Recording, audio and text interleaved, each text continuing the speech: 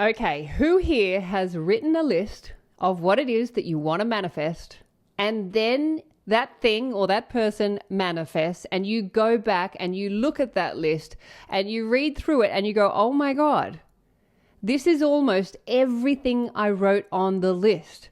This is almost perfect except for this one thing. Or if only I had put this one thing on the list, then it would be perfect.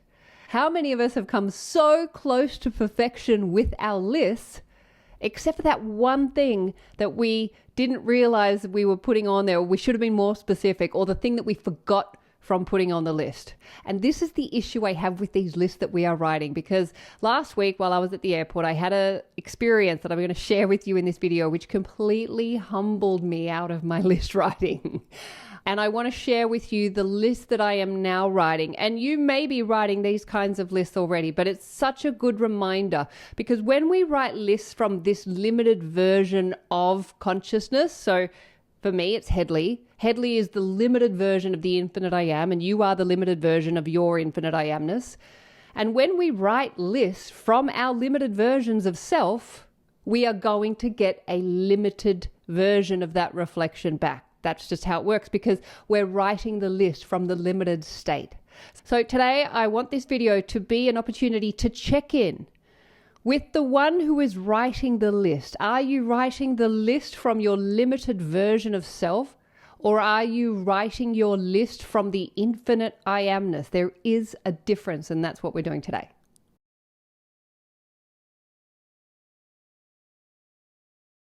My name is Hedley, and I am a Law of Assumption coach here on YouTube, helping you to remember who you are as the infinite I am of your reality. If you would like to know more about me or my offerings, including one-to-one Law of Assumption coaching, my brand new course, Recreate a Specific Person, and my book, I Am Money, you will find all of those details in the box below this video, and much more, including all of my free offerings. And if you are enjoying my channel and you are finding my videos useful, then I would really appreciate it if you could press that subscribe button. Thank you so much. So a couple of weeks ago, I caught up with a girlfriend of mine, and I love our catch-ups because she's very much into manifestation. She's a powerful manifester. And we went for a walk and we were talking about manifesting the thing, or, the things that we wanted to manifest in our lives and how we do that, our own personal practices. And she was saying how when she met her partner, she had manifested him, and she had written down everything that she wanted in a partner on a list. And when she met her partner, she went back to her list and she found that her partner was absolutely everything on her list, and that she totally manifested him. And then she added, I just forgot to write one thing on my list. And that was no kids, because she doesn't have kids and he has quite a few of them. So we were laughing because she was like, it was almost perfect except for that one thing. And it's all good, they're all great and they have a great relationship and she's got a great relationship with the kids. But she did make that point that I just forgot to write that on my list, and otherwise it would have been perfect. And we were talking about my situation because I am very happily single at heart. I have been for a very long time. And if you're not sure what that means, then I would encourage you to check out Dr. Bella DePaulo's book, Single at Heart, The Power, Freedom, and Joy of Single Life. And we were chatting about it, and I was saying, I am open to being in a relationship again, but because I have such a great life as it is, it would have to be on my terms. And for me, I really need time on my own. So for me to be in a relationship with somebody, it would have to take that into account, and it would have to be kind of under special circumstances. And I said to her, and I remember saying it, I said, and if I was to get into a relationship with somebody, I wouldn't be getting into a relationship with anybody that has kids, because I don't have kids and I wouldn't want to take on the responsibility of somebody else's children. Also, because I have been in that situation where I have dated somebody who had kids, that's just not something that I want to experience again. So I was telling her this, and she was really challenging me on it. And she was saying, but what if you're really into this person? What if this person is everything else? And I was there going, nah, no way. My life is great as it is. And I was just really digging my heels in on it and saying, even if I was really into the guy, there's no way.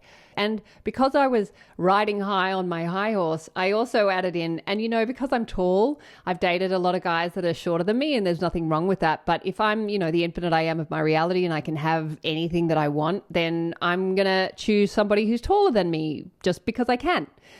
And I could feel as I was chatting to her the limitations in what I was saying, but I was coming from the place of, if I'm going to be in a relationship with somebody, it's going to be on my terms, it's going to be my way. And if it wasn't that, then no way, there's no way I'm giving up the life that I have. So we were laughing and then we said goodbye and I didn't think much of it. And then last week I went down to Sydney, as I shared in the last video, and I was at the airport. And this is another airport story, by the way. A lot happened at the airport. And I was going through security. And as I was going through security, I noticed a guy on the other side of security who was waiting to come through. And my attention just went to him. As soon as I saw him, I just felt my whole body respond in some way. Like it was just instant attraction to this person who I couldn't even really see because he was quite far away. It was the whole energy, the whole frequency. I was just captivated by it. And I kept looking over and kept looking away. And I kept like, oh my God, like, oh my gosh, what's happening here? And I started to get a little bit, flustered. And I was getting a little bit flustered, so I sort of kept bringing my attention back to myself. And then my bags came through and I just grabbed my bags. And, there's all these trays because you've got to take all your clothes off. And so I grab all of my stuff and I take it over to the bench where I start putting myself together and putting my belt on. A couple of minutes after that, I hear from behind me, "Excuse me." And I turn around and it's him, the guy, and he's holding my handbag. He says, "Is this yours?" And in that moment, there was such an exchange of information that I could not keep up with it. As if I'm recognizing somebody who's recognizing me. And I was trying to keep up with it all and take it all in and then go, oh, my handbag. Oh my God, hang on a second. Yes. And of course I left my handbag on the security carousel because I was completely captivated by him. And here he is standing in front of me holding my handbag. Anyway, he walked away and then I just start walking through the airport because I'm not thinking straight. So I'm walking through the airport and wherever I am, I keep seeing him. And I noticed that he was with his children. I kept walking around because I was just trying to collect myself. And then I was like, you know what, I'm just going to go to the gate and I'm going to sit and wait for the plane, even though it was delayed. So I went around and he and his children are sitting at the gate. And the seat that I found that was empty just happened to be facing him. And I noticed that he was kind of looking around and seeing where I was. And so I would, put my head down and then I'd look over and it was so high school, but it was kind of cute. And I was just watching him with his kids. And I remembered the conversation that I had with my girlfriend a couple of weeks earlier.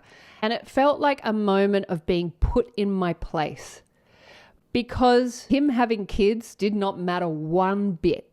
He was also shorter than me. Didn't matter one bit. And as I was sitting there having this realization, I heard this voice to my left, and it was a deep, rumbling voice.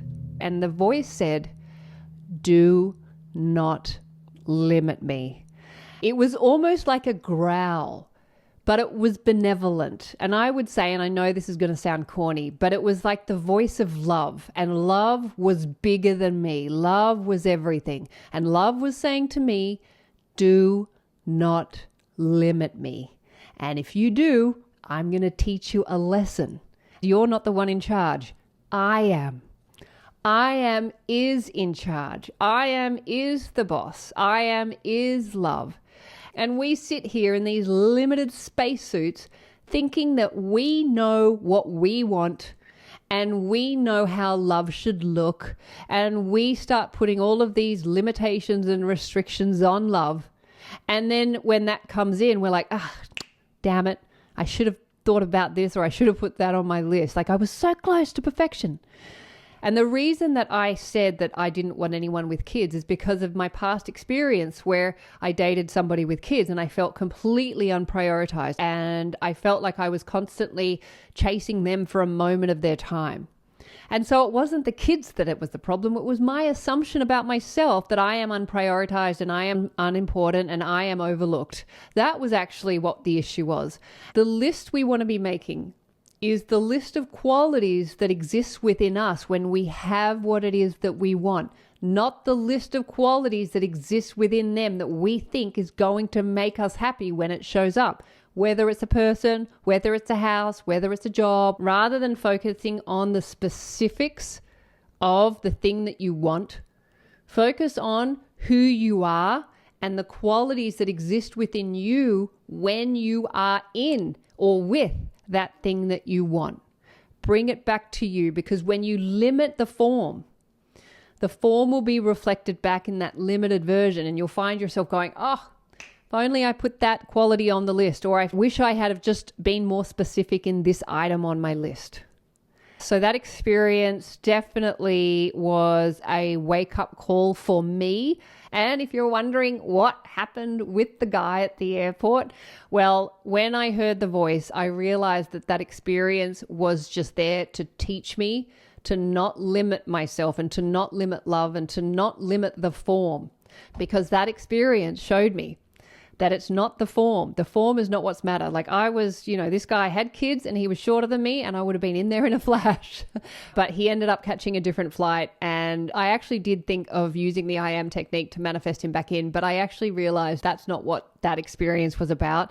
That experience was to wake me up from my own limitations and the way that I was limiting myself and my reality, and to focus on who I am, not what they look like or who they are, because love exists in all different forms. We don't always know exactly what's going to make us happy. And so if we just give that assignment to the infinite I amness and we focus on how we want to feel in relationship to that thing that we want, then it'll show up in exactly the perfect way that we could not have listed, that we couldn't have possibly known. Where you want to get specific is not necessarily the exact form of something, but it's who you are in relationship. So if I'm feeling prioritized and I'm feeling important, then it doesn't matter whether they have 10 kids.